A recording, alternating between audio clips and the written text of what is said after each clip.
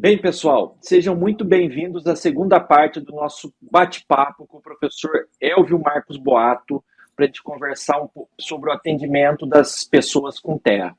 Elvio, conversamos um pouquinho lá no primeiro vídeo sobre o atendimento e eu queria trazer um pouquinho para a nossa audiência como que você vê o atendimento da pessoa, do aluno com TEA, dentro da educação física na prática escolar. Ciro, nós temos uma discussão aí já há algum tempo, né?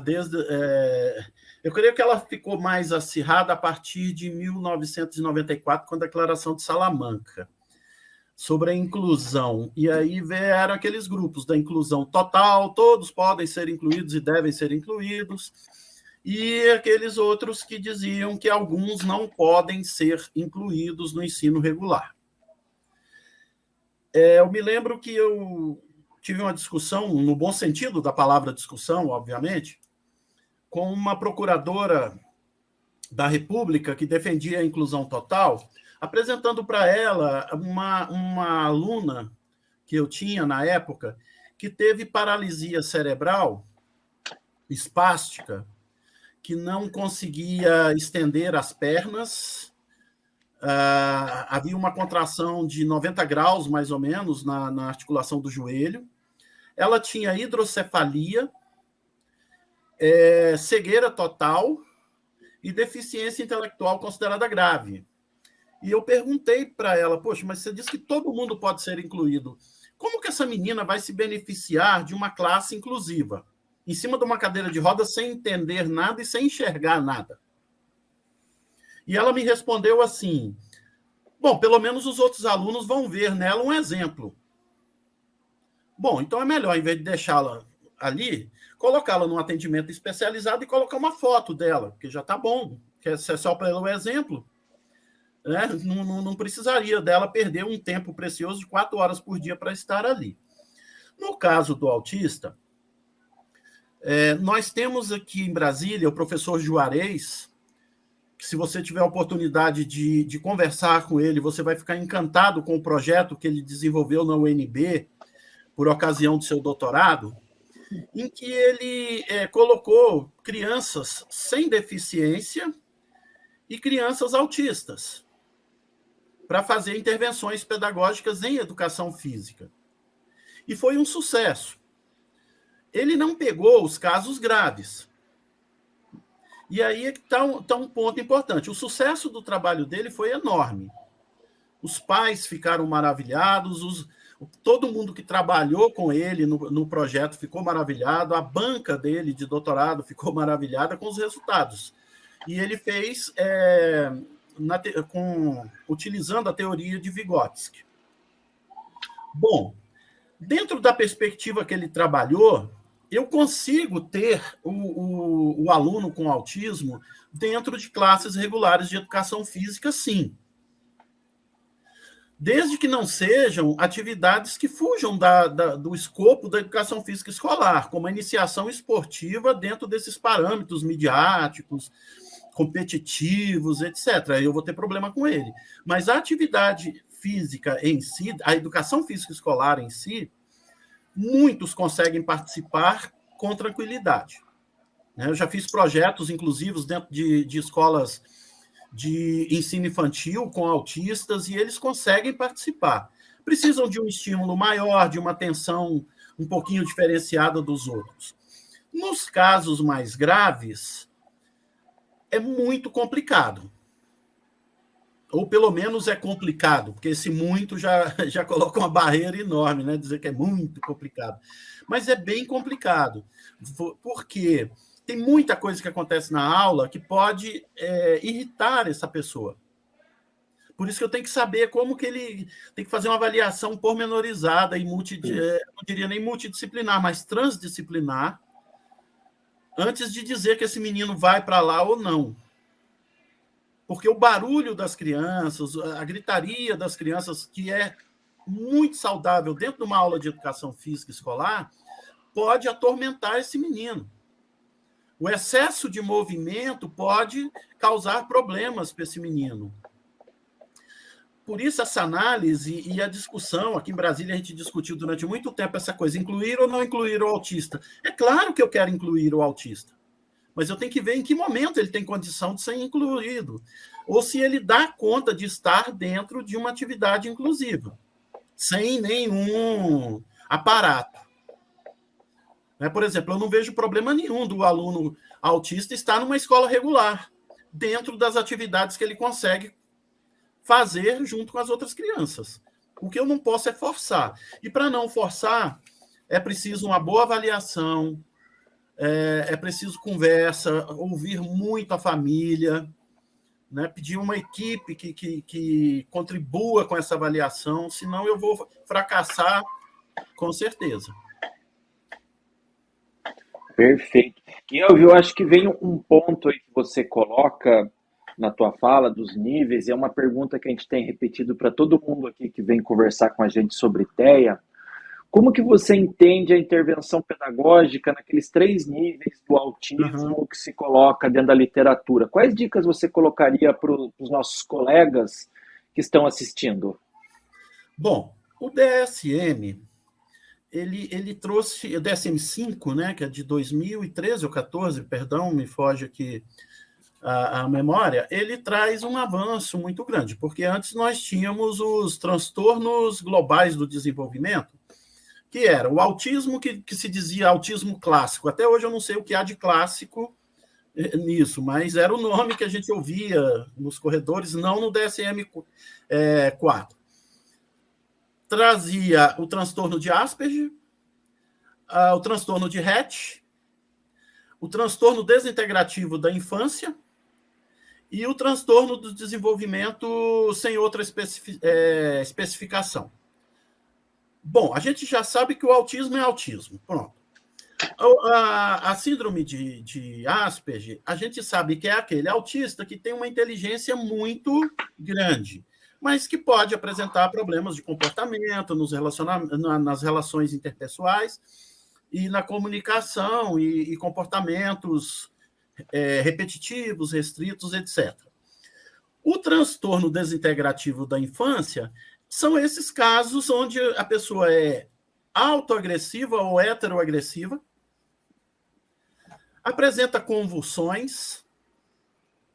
Normalmente, nesses casos específicos, não há uma comunicação, ele não fala, pelo menos uma comunicação oral, ele não fala. E, assim, nós já tivemos alunos de ter 3, 4 convulsões durante uma sessão de natação de 40 minutos.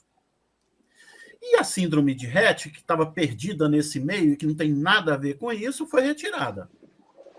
Ela continua existindo, mas não como autismo. Porque o que eu tenho na síndrome de Rett é um não crescimento do crânio que impede o crescimento do cérebro e, por isso, alguns movimentos repetitivos que consideravam movimentos do autista, e que não é. Bom, esses casos continuam existindo da mesma forma que sempre existiram. Só que o DSM traz uma nova concepção, que é a seguinte: eu não posso dizer que o autista ele tem autismo leve, ele tem autismo moderado ou autismo grave. De acordo com o DSM, essa classificação acaba. O que eu preciso é observar o espectro. E aí, observando o espectro, eu vou ver o seguinte: qual é o nível, qual é a intensidade de apoio que ele necessita? Então, ali naquele nível 1, ele coloca, precisa de apoio. É esse menino que eu posso levar para a escola e com um apoio profissional, ele vai conseguir se inserir nas atividades, ele vai ter rendimento escolar, ele vai conseguir avançar os seus estudos, etc. E, às vezes, até chegar mais longe do que a gente possa imaginar, né? Tanto que na NASA está cheio de autistas, Microsoft, todo esse povo adora quando aparece um bom autista lá que arrebenta, né? Depois, necessita de um apoio intenso. Esse seria o que nós chamávamos de autista atrás. O primeiro era o Rett. O primeiro era o Asperger. O segundo seria esse que precisa de um apoio mais intenso. Com esse eu já vou ter um pouquinho mais de dificuldade, principalmente no começo. Por que eu digo no começo? Porque, às vezes, chegar até ele é um tanto quanto complexo. No nosso projeto lá na Católica, nós tivemos um aluno maravilhoso. Eu posso até depois te enviar a música que ele cantou no dia do autista. Você vê que coisa maravilhosa, que chegou até nós muito agressivo. E não queria atividades. Ele aceitava a piscina porque ele já conhecia o professor de outras atividades. Mas a dança, a professora, conversando com a mãe, descobriu que ele gostava de um teclado que ele tinha. Levaram o teclado, colocaram do lado de fora da sala de dança para ele brincar. Esse teclado dormia na Católica, porque na outra aula ela punha um pouquinho mais para dentro, até que conseguiu entrar na sala e depois tirou o teclado, as outras músicas, até que esse menino chega a um nível de dançar coreografias para plateias. Mas esse início foi um início de quase 2 anos. Ou seja, eu não tenho como chegar para uma mãe ou para um coordenador pedagógico e dizer assim, eu estou recebendo esse menino aqui, em 2 meses ele vai estar fazendo tal coisa. Impossível. Eu tenho que dizer, eu vou trabalhar para que ele desenvolva tal coisa. Isso pode demorar 2 dias ou 2 anos. Já o terceiro nível, que está lá necessitando de apoio muito intenso, esse o atendimento não tem como deixar de ser individualizado. A não ser que você seja muito forte para carregar 2 no colo. Porque em muitos momentos você vai ver o menino se agredindo você, destruindo objetos, forçando vômitos para se livrar de você, quebrando os brinquedos que você propõe. Ele vai... múltiplas coisas, né? Tendo convulsões. Então, nesse caso, a gente vai... E muita gente diz, né, Ciro, isso aí eu briguei muito tempo, porque eu acho extremamente covarde dizer isso sobre alguém, dizer assim, mas nesse caso não é caso da educação, é caso da medicina, é caso clínico. Opa! Eu, como educador, vejo que todo ser humano precisa passar por processos de educação. Não interessa qual é o quadro. Porque senão eu estou tirando dele essa condição de ser humano. Eu treino cachorro, eu treino macaco. Agora, ser humano eu educo. Agora, lógico que esse treino que a gente fala do esporte, isso é outra conversa. Né? Esse é necessário, porque senão o cara não vai ser um atleta de rendimento nem nada. Mas esses 3 níveis estão nesse aspecto.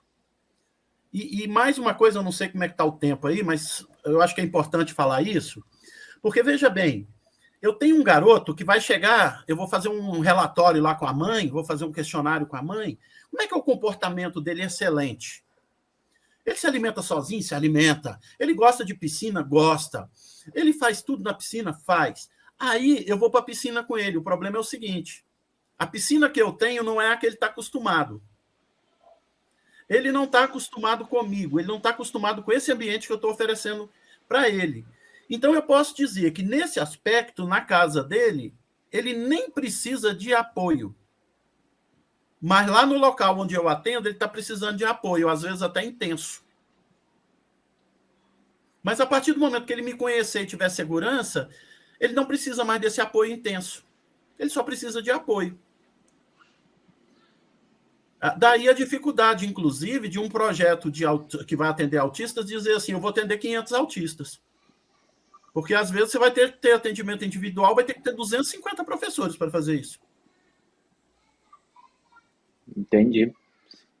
Não sei se eu simplifiquei.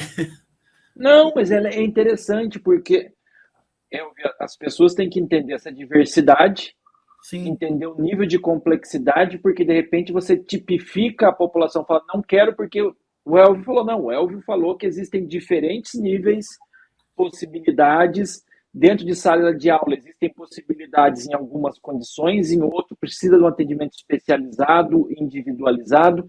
Eu acho que isso é muito interessante. E levantando a bola para o que você falou ali atrás, como que você falou da música. Você consegue dar um exemplo prático para os nossos Sim. ouvintes em relação à música? Eu sempre gostei de música, né? Muito. Então, eu sempre usei música na minha aula. As coisas começaram a funcionar, mas eu não sabia por que o aluno autista se encantava com música. Assim, você cantar uma música usando o nome dele. Fazer uma musiquinha dizendo que em vez de dizer... eu estou tentando lembrar alguma música infantil aqui, mas me fugiu a cabeça todas. Colocar o nome da criança na música, dizendo que ela vai correr, etc. A Maria vai correr, vai correr, vai correr. Nesse sentido, o tanto que eles gostam. E aí eu comecei a estudar, a tentar buscar o porquê disso. E fui encontrar numa dupla de autores, na década de 1940. E aí, em cima do que eu encontrei, eu fui fazendo testes com os alunos, porque eles disseram o seguinte: Schliemann e Choi, os dois autores, eles colocam o seguinte: todos os estímulos recebidos por nós fazem, né, um caminho, por exemplo, um estímulo visual, ele entra pelo meu olho e vai para o córtex visual, onde ele é corrigido e enviado para o córtex frontal, onde ele é percebido e identificado. E aí passa para o sistema límbico, que tenta ver qual a relação afetiva que eu tenho com esse estímulo visual e dá uma orientação para o córtex frontal para dizer como eu vou reagir frente àquele estímulo. Por exemplo, eu vi o Ciro, mas eu estou caminhando na rua, eu vi mais 20, 30, 50 pessoas, e o meu cérebro não reagiu, porque passou por esse processo, e o sistema límbico falou, não é ninguém, não é ninguém, não é ninguém. Até que chegou em você, ó, o Ciro é conhecido. Reaja, vá até ele, converse. E aí elas falaram o seguinte, não, a música não percorre esse caminho. A música vai direto para o sistema límbico, mobilizando o cérebro para ações. Infelizmente, eu não tive a oportunidade de fazer isso, de fazer esses testes com equipamentos que me dê uma possibilidade de fazer uma leitura cerebral, mesmo porque o autista tem dificuldade de aceitar a touquinha na cabeça, etc. Mas é impressionante como que quando diante de uma determinada música, ele muda o comportamento. E eu comecei a perceber que todas as vezes que eu entrava com a música que falava o nome dele, que eu tinha uma menina que eu começava a cantar assim, bate a perna, Angelinha, bate, bate como o quê? Ela atravessava a piscina batendo a perna. E se eu parasse de cantar, ela parava de bater a perna. Era bom que eu precisava treinar a voz, fim de semana eu não podia nada gelado, porque era a semana cantando para ela. E é impressionante como isso vem, assim, toca uma música que esse menino gosta, como o comportamento muda. E como que ele consegue fazer as coisas que estão sendo propostas. E aí foi possível perceber que, diante desse estímulo, eles foram mudando comportamentos não só na aula, mas fora deles, porque eles conseguiram desenvolver comportamentos motores mais avançados do que eles conseguiam antes. E, às vezes, a estereotipia foi trocada por uma outra forma de comunicação. Mesmo porque aí também está o pulo do gato, um outro pulo do gato, Ciro. O Vallon, num dos seus livros, diz o seguinte: é o exercício da função que faz a função desaparecer. Então, entenda isso, como a menina brinca de boneca até o momento em que ela brincou de boneca e outros interesses apareceram. Se eu tento acabar com a estereotipia de forma coercitiva ou violenta, eu não vou fazer essa estereotipia sumir, eu vou fazer ela se acentuar, porque é uma forma de comunicação. Eu estou querendo te dizer uma coisa que você não está percebendo, então eu vou aumentar o volume. A partir do momento que eu estimulo o comportamento, e esse comportamento é vivenciado, ele passa a perder o interesse, porque outros comportamentos mais avançados vão aparecendo.